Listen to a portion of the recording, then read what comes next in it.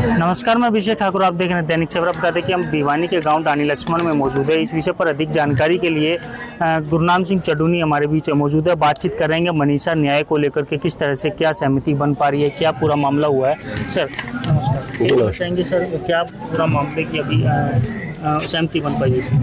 देखिए, मामला में एक थोड़ा सा पेच ये रह गया है कि सीबीआई की जांच को तो सरकार मान गई है, और जो बात थी कि पोस्टमार्टम दोबारा से हो और वो एम्स में हो, उसके लिए वो यहाँ तक सहमत हुए हैं कि जो पहले सैंपल हैं उन्हीं को दोबारा से टेस्ट एम्स में करा देते हैं। और यहाँ की पंचायत की, यहाँ के लोगों की डिमांड ये है कि सैंपल दोबारा से ले लें। वो पहले वाले जो हैं, पहले वाले पे अविश्वासी है, दोबारा से सैंपल ले लें। उस बात पे छोटा सा पॉइंट है, सरकार उस पे पेच फंसा रही है। प्रशासन मान जाना चाहिए, कोई ज़्यादा लंबी चौड़ी बात नहीं है मामले को दबाने के लिए। ये कोई ज़्यादा लंबी चौड़ी बात नहीं है, दोबारा से उसके सैंपल लेके दोबारा से भेज दें। तो अभी कोई प्रशासनिक अधिकारियों से इस विषय पर बातचीत हुई है? ग्राम के तमाम लोगों के आपकी भी कोई बातचीत हुई है प्रशासनिक अधिकारियों से इस मामले में? नहीं, हमारी नहीं हुई है। सुरेश कौर जी की हुई थी एक एसपी से, तो वो कहाँ का, शायद यहाँ का, भिवानी का तो नहीं था, कोई बाहर का था। उससे इन्होंने कहा था कि दोबारा से सैंपल कर लो। तो उन्होंने 2 बार टाइम भी लिया, 15-15 मिनट का। उसके बाद भी कुछ वो क्लियर नहीं कर पाए, दोबारा से सहमति नहीं बन पाई। तो हमारा आपके माध्यम से भी सरकार से कहना है कि छोटे से मामले पे क्यों पेच फंसा रहे हो, दोबारा सैंपल ले लो, बात को खत्म करो।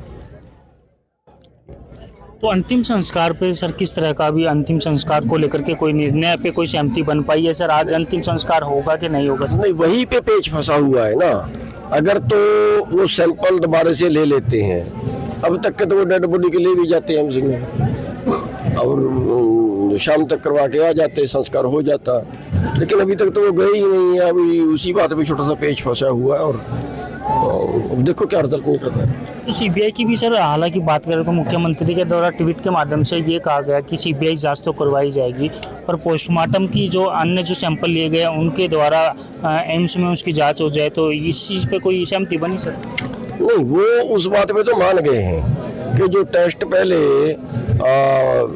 पीजीआई रोहतक में हुए हैं, जिन जिन पुर्जों के, जिन जिन अंगों के, उन्हीं अंगों के दोबारे से टेस्ट हम एम्स में करा लेते हैं। अब ये हमें भी जानकारी नहीं है कि उसके अलावा कोई ऐसे अंग हैं कि जिनमें सैंपल लिए जा सकते हैं या नहीं है। प्रशासन का कहना ये है जी वो तो बॉडी इतनी खराब होगी कि सैंपल काबिल बची नहीं है। अब उसके बारे में कोई डॉक्टर ही बता सकता है, लेकिन हम ये कह रहे हैं कि बॉडी को एक बार ले तो जाओ, वहाँ वो देख लेंगे, लेने काबिल होंगे तो ले लेंगे। कि कोई ज़्यादा लंबी चौड़ी बात तो उसमें है भी नहीं ना। सर एक आपके प्रति भी कल एक वीडियो वायरल हुई जिसमें कहा गया कि गलतफहमी लोगों को हो गई थी कि आप मामलों को दबाने की कोशिश कर रहे थे। इस तरह की सोशल मीडिया पे वीडियोस वायरल हुई हैं, उसको लेकर के आप? वो एक चैनल है हिसार ब्रेकिंग, उसने बदमाशी की अपने चैनल को कि उसके सब्सक्राइब ज़्यादा बढ़े। उसमें ये लिख दिया कि गुरनाम सिंह ने संस्कार करवाने के लिए वहाँ पहुँचे, और एक जगह लिख दिया कि उन्होंने संस्कार करवाने के लिए पैर पकड़े। ये पंचायत खड़ी है, मैंने तो उसका विरोध किया, बल्कि वो एक आदमी बीच में आके यहाँ पंचायत को तोड़ने की कोशिश कर रहा था। मैंने उसके पैर पकड़े कि पंचायत को खराब मत कर, पंचायत को मत तोड़। लेकिन बाद में उस चैनल वालों ने वो लाइन काट भी दी। लेकिन ये किसी भी चैनल की एक घटिया, एक नीच सोच है। किसी को बदनाम करने करके अपने चैनल के सब्सक्राइब बढ़ाना, इससे घटिया काम कोई हो नहीं सकता। तो आप किस तरह से लोगों से भी अपील करना चाहेंगे, अन्य लोगों को बताना चाहेंगे इस तरह के मामलों में अफवाहों पर भी ध्यान ना दें? हम लोगों को ये कहना चाह रहे हैं कि अफवाहों पे तो किसी पर ध्यान दे ही ना, दूसरा शांति बना के रखें, कहीं पे उपद्रव ना करें। अगर आप मनीषा की मदद करना चाहते हैं तो उपद्रव ना करें। जो मनीषा का दुश्मन है वो उपद्रव करे, जो मनीषा को न्याय नहीं दिलवाना चाहता वो उपद्रव करे, जो न्याय दिलवाना चाहता है वो उपद्रव ना करे। पूरे हरियाणा में, पूरे देश में कहीं भी आंदोलन हमेशा शांति से जीते जाते हैं, उपद्रव से नहीं जीते जाते। जितने उपद्रव हुए हैं उनमें जो आंदोलनकारी हैं वो उनके बंदे मरे हैं, उन्हीं पे मुकदमे बने हैं। इतिहास उठा के देख लें। चलिए, इस विषय पर अधिक जानकारी के लिए अन्य लोगों से भी बातचीत करें। जी बाबू जी, आपकी भी बात हुई एसपी साहब से, किस तरह से, किससे आपकी बातचीत हुई? क्या मेरे आश्वासन मिला तो सर? एसपी नरेंद्र कादन ने पूछा था डिमांड क्या है, हमने कह दिया था कि सीबीआई की मांग तो मान ली सरकार ने, आप बता रहे हो, आप कह रहे हो एम्स की पोस्टमार्टम भी हो जाएगा, तो सैंपलिंग पे थोड़ा सा मामला अटका। हमने कहा वैसे सैंपलिंग भी जनता चाहती है कि पहले वाले सैंपलों पे अगर रिपोर्ट आओगी तो जनता विश्वास नहीं कर पा रही। जनता ये सोच रही है कि पहले वाले सैंपलों में तो उसी तरह की रिपोर्ट आ जाएगी, तो जनता की डिमांड थी कि भाई नए सिरे से सैंपल लो। वो कहने लगे बॉडी बहुत ज़्यादा ख़राब हो चुकी है, भाई जहाँ जो सैंपल मिलता वो तो ले लो। पहले ही आप उन बातों को मोड़ रहे हो, इस बात को लेकर के थोड़ा सा पे चढ़ गया।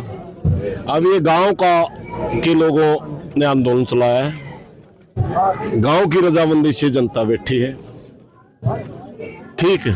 अब गांव के लोगों की ही प्रशासन से बात हुई है, क्या बात हुई है, किस बात पर उनकी सहमति बना है, किस पट के वो जाना।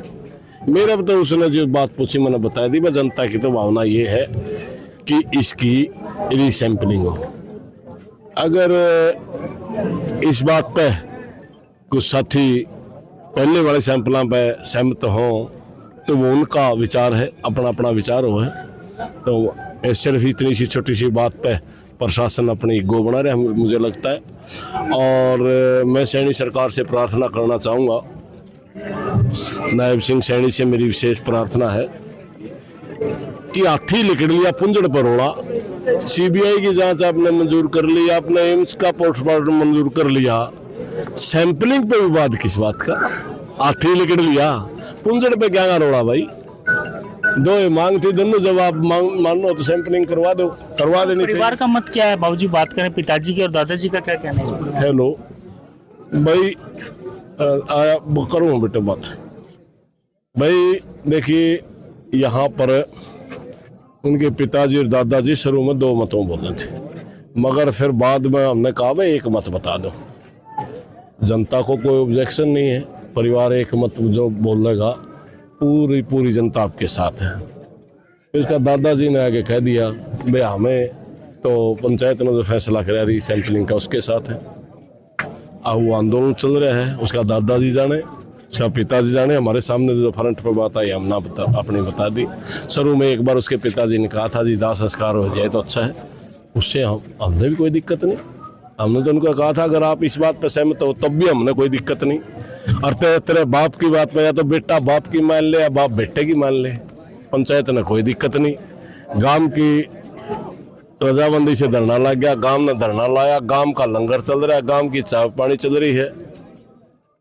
गांव वाले फैसला करें, गांव वाले बातचीत करें, पूरा हरियाणा तो उनके साथ खड़ा है, जो निर्णय वो लेंगे सारे हम तो उस नॉन कंडीशन उसके साथ। चलिए धन्यवाद सर। ये तमाम लोग हमारे बीच मौजूद थे जिन्होंने बताया कि गांव की रजामंदी से ही धरने की शुरुआत हुई थी और गांव की ही रजामंदी पर जो धरना समाप्त होगा। हालांकि बस गांव की इतनी सी ही मांग रह गई है कि जो है मनीषा को न्याय मिलना चाहिए और इस पूरे विषय पर जो है एम्स के अंदर उसकी जो है पोस्टमार्टम किया जाना चाहिए। इस छोटी सी मांग को लेकर ही गाँव के लोगों का जो धरना भी लगातार जारी है और जब तक ये मांग नहीं मानी जाएगी तब तक धरना इसी प्रकार जारी रहेगा।